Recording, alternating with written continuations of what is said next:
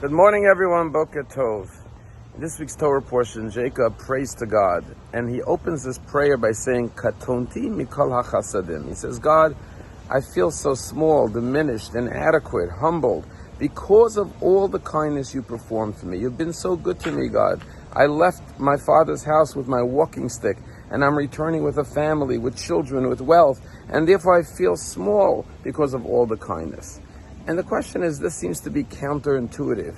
Usually when people meet blessings and success, they become self-important and self-aggrandized, and they become sometimes arrogant, and they feel they're better than other people because look at all the success I've created. How is it that Jacob, his success had the opposite effect on him? The more he became blessed, the humbler he became. And the answer, says the Alter Rabbi in the book of Tanya, is he uses the analogy of the sun.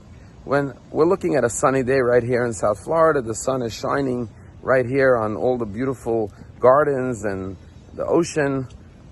But if you go higher and higher, closer and closer to the source of the sun, the rays of the sun become less and less noticeable. Because as they stand in the presence of the sun, they are diminished and they are engulfed and consumed by the light of the sun. And so therefore the sun's rays are not even detectable as they get closer and closer to the sun. It's only because of the distance from the sun that we could see the rays of the sun as an independent entity.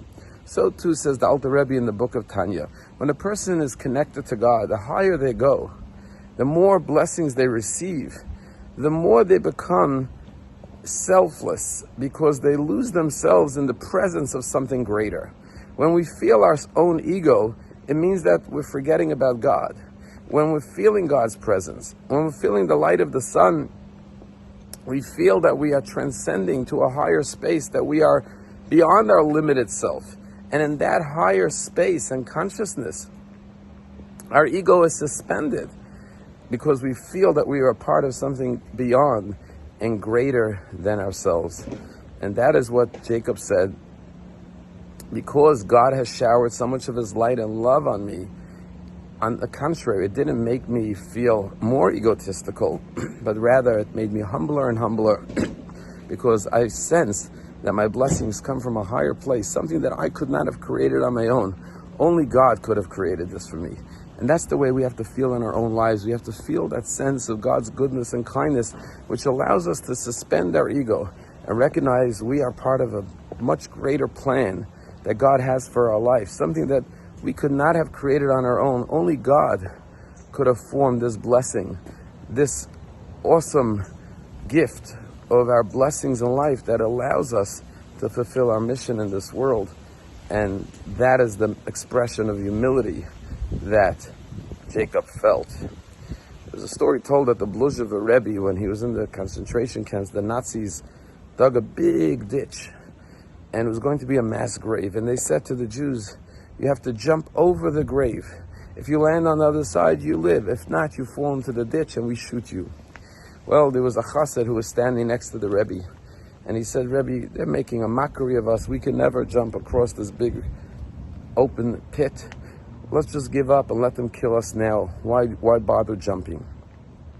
And the Bluzhev Rebbe said, no, as long as we have strength, we have to try to jump. And so Bluzhev Rebbe, with all his strength, jumped over the pit. And he landed on the other side. And then the chassid of the Rebbe followed suit, and he jumped, and he also made it to the other side. When the chassid came to the other side, he said to his Rebbe, you're an older man. How did you manage to jump over this big open pit? And the Rebbe said, I'll tell you what I did. I held on to the coattails of my esteemed father and my grandfather, my great-grandfather. And that's the way I was able to jump over this ditch. And then the Rebbe turned to the chassid and said, tell me, how did you manage? You're not a young man yourself. How did you manage to jump over this ditch? And the chassid looked at the Rebbe and said, I held on to your coattails. We are always holding on to the coattails of greatness, previous generations. And when we hold on to that, like Jacob, we say, this is not in my merit. This is in the merit of those who came before me. And I am just blessed to be able to be in the presence of greatness. Have a wonderful day.